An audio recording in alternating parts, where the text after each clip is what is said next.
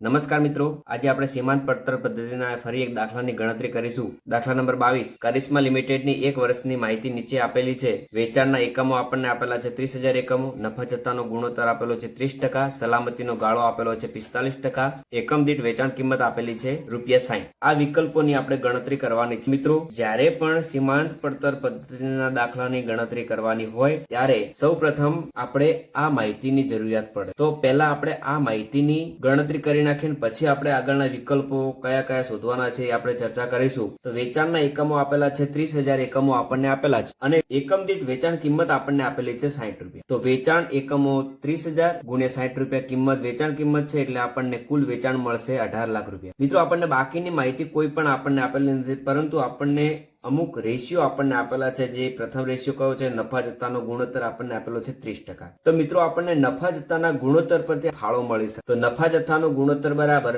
ફાળો ભાગ્યા વેચાણ ગુણ્યા 100. તો નફા જથ્થાનો ગુણોત્તર આપણને કેટલો આપેલો છે? દાખલામાં 30% આપેલો છે બરાબર. ફાળો આપણે શોધવાનો છે કારણ કે આપણને ફાળો આપેલો નથી. ભાગે વેચાણ આપણને કેટલું મળ્યું છે? ₹18 લાખ આપણને વેચાણ મળ્યું છે. ગુણ્યા 100 કરીશું એટલે આપણને ફાળો મળશે ₹5,40,000. મિત્રો, આ આપણને ફાળાની રકમ મળી છે એ આપણે આ માહિતીની અંદર મૂકીશું એટલે આપણને ચલિત ખર્ચા મળશે. કેટલા? ₹12,60,000 આપણને ચલિત ખર્ચા મળશે.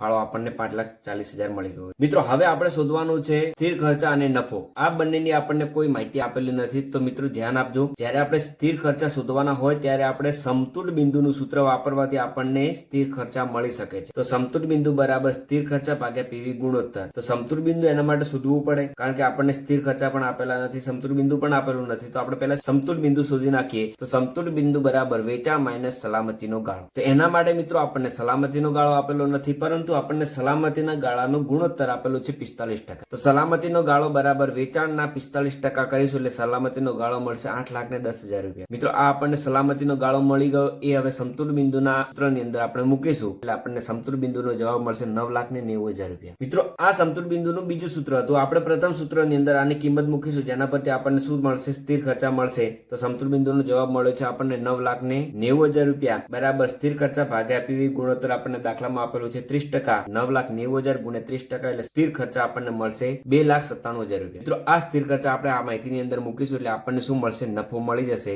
કારણ કે ફાળામાંથી સ્થિર ખર્ચા આપણે બાદ કરીશું એટલે આપણને શું મળશે? નફો. તો ₹5,40,000 માઇનસ ₹2,97,000 એટલે આપણને નફો મળશે ₹2,43,000. મિત્રો, હવે આ માહિતી આપણને મળી ગઈ છે. તેના પરથી હવે આપણે વિકલ્પોની ગણતરી કરીએ. તો પ્રથમ વિકલ્પ આપણે શું આપેલું છે? તો સ્થિર ખર્ચા. તો પ્રથમ વિકલ્પ આપણને મળી ગયો. સ્થિર ખર્ચાની રકમ કેટલી મળી છે? ₹2,97,000. તેના પછી મિત્રો બીજા નંબરમાં વિકલ્પ શોધવાનો છે હાલનો ચોખ્ખો નફો શોધવાનો છે. તો હાલનો ચોખ્ખો નફો આપણને કેટલો મળે છે? ₹2,43,000. તો હાલનો નફો આપણને મળી ગયો ₹2,43,000.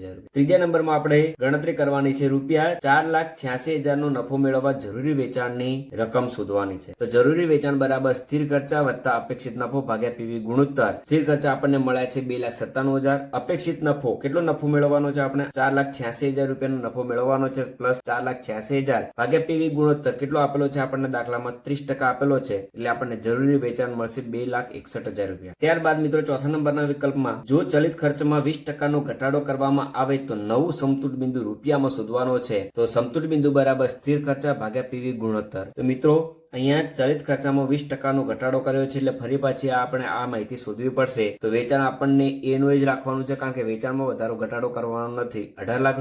ચલિત ખર્ચા જે આપણે ₹12,60,000 છે એમાં કેટલો ઘટાડો કરવાનો છે? 20% નો ઘટાડો કરવાનો છે. નવા ચલિત ખર્ચા મળશે આપણને ₹10,08,000. વેચાણમાંથી ચલિત ખર્ચા બાદ કરીશું એટલે આપણને ફાળો મળશે. હવે મિત્રો આપણે પીવી ગુણોત્તરની ગણતરી કરી નાખીએ. તો પીવી ગુણોત્તર બરાબર ફાળો ભાગ્યા વેચાણ ગુણ્યા 100. તો ફાળો આપણને કેટલો મળ્યો? ₹7,92,000. વેચાણ આપણું કેટલું છે? ₹18 લાખ ગુણ્યા 100 એટલે આપણને પીવી ગુણોત્તર મળશે 44%. આ પીવી ગુણોત્તર આપણે સમતુલ બિંદુના સૂત્રમાં મૂકી દઈએ એટલે આપણને નવું સમતુલ બિંદુ મળી જશે. સ્થિર ખર્ચા આપણા કેટલા છે? ₹2,97,000 ભાગ્યા પીવી ગુણોત્તર આપણને જવાબ મળ્યો છે 44% ગુણ્યા 100 એટલે આપણને સમતુલ બિંદુનો જવાબ મળશે ₹6,75,000. આ નવું સમતુલ બિંદુ આપણને મળી ગયું. મિત્રો, હવે પાંચમા નંબરના વિકલ્પની ગણતરી કરવાની છે. ₹19,80,000 ના ફાળાએ સલામતીનો ગાળો શોધવાનો છે. આ નફો નથી પણ ફાળાએ આપણે સલામતીનો ગાળો શોધવાનો છે. તો સલામતીના ગાળાનું સૂત્ર છે ફાળો ભાગ્યા પીવી ગુણોત્તર. તો ફાળો આપણને કેટલો આપેલો છે? દાખલામાં ₹19,80,000 ફાળો આપણને આપેલો છે. ભાગ્યા પીવી ગુણોત્તર 30% એટલે આપણને સલામતીનો ગાળો મળશે 6,60,000 રૂપિયા. હવે મિત્રો છઠ્ઠા નંબરના વિકલ્પની ગણતરી કરવાની છે. જો વેચાણ કિંમતમાં 25% વધારો કરવામાં આવે, ચલિત ખર્ચમાં 25% વધારો કરવામાં આવે અને સ્થિર ખર્ચમાં 30% વધારો થાય, તેમ છતાં હાલનો નફો જાળવી રાખવા જરૂરી વેચાણની રકમ શોધો. મિત્રો આ વિકલ્પ માટે પહેલા આપણે આ માહિતીની ગણતરી કરી નાખી. વેચાણમાં કેટલો વધારો કરવાનો છે? 25% વધારો કરવાનો છે. જૂનું વેચાણ આપણું કેટલું છે? 18 લાખ રૂપિયા જૂનું વેચાણ છે, પ્લસ 25% વધારો એટલે નવું વેચાણ કેટલું આવશે? 22,50,000 રૂપિયા. ત્યાંમાંથી મિત્રો આપણે ચલિત ખર્ચા બાદ કરવાના છે, પરંતુ ચલિત ખર્ચામાં કેટલા ટકા વધારો થાય છે? 25% વધારો થાય છે. જૂના ચલિત ખર્ચા કેટલા છે? 12,60,000 રૂપિયા પ્લસ 25% વધારો કરીશું એટલે નવા ચલિત ખર્ચા આપણને મળશે 15,75,000 રૂપિયા. વેચાણમાંથી ચલિત ખર્ચા બાદ કરીશું એટલે આપણને ફાળો મળશે 6,75,000 રૂપિયા. ત્યાંમાંથી આપણે સ્થિર ખર્ચા બાદ કરીશું. સ્થિર ખર્ચામાં કેટલો વધારો થાય છે? 30% વધારો થાય છે. તો જૂના સ્થિર ખર્ચા આપણા કેટલા હતા? 2,97,000 રૂપિયા પ્લસ 30% વધારો એટલે આપણને નવા સ્થિર ખર્ચા મળશે 3,86,000. ફાળામાંથી સ્થિર ખર્ચા બાદ કરીશું એટલે આપણને નફો મળશે 2,88,900. હવે મિત્રો આપણે જરૂરી વેચાણ શોધવાનું છે. જરૂર વેચાણ બરાબર સ્થિર ખર્ચા વત્તા હાલનો નફો ભાગ્યા પીવી ગુણોત્તર. તો આના માટે પીવી ગુણોત્તરની ગણતરી કરવી પડશે, કારણ કે ફાળાની અંદર વધારો ઘટાડો થયો છે. તો પીવી ગુણોત્તર બરાબર ફાળો ભાગ્યા વેચાણ ગુણ્યા 100. ફાળો આપણને કેટલો મળ્યો? 6,75,000 રૂપિયા. વેચાણ આપણું કેટલું છે? 22,50,000 રૂપિયા ગુણ્યા 100 એટલે આપણને પીવી ગુણોત્તર મળશે 30%. હવે 30% આપણે ક્યાં મૂકીશું? જરૂરી વેચાણના સૂત્રની અંદર મૂકીશું. સ્થિર ખર્ચા વત્તા હાલનો નફો ભાગ્યા પીવી ગુણોત્તર. સ્થિર ખર્ચા આપણને કેટલા મળ્યા છે? 3,86,100 વત્તા હાલનો નફો. શરૂઆતનો નફો આપણો કેટલો છે? 2,43,000 રૂપિયા આપણો શરૂઆતનો નફો છે. એ શરૂઆતનો નફો મૂકીશું, કારણ કે આપણે દાખલામાં કહ્યું છે કે આપણે હાલનો નફો જાળવી રાખવાનો છે, એટલે જે શરૂઆતનો નફો છે તે જ જાળવી રાખવાનો છે. તો શરૂઆતનો નફો કેટલો છે? 2,43,000 રૂપિયા. નવો નફો ધ્યાનમાં લેવાનો નથી. ભાગ્યા પીવી ગુણોત્તર. પીવી ગુણોત્તરનો જવાબ મળ્યો છે 30% ગુણ્યા 100 કરીશું એટલે આપણને જરૂરી વેચાણની રકમ મળશે 20,97,000 રૂપિયા. મિત્રો આ દાખલો સૌરાષ્ટ્ર યુનિવર્સિટી ટીવાયમાં 2012માં પૂછવામાં આવ્યો હતો. મિત્રો આ વિડીયો તમને સારો લાગે તો વિડીયોને લાઈક કરો, શેર કરો અને ચેનલને સબસ્ક્રાઇબ કરો. Thank you.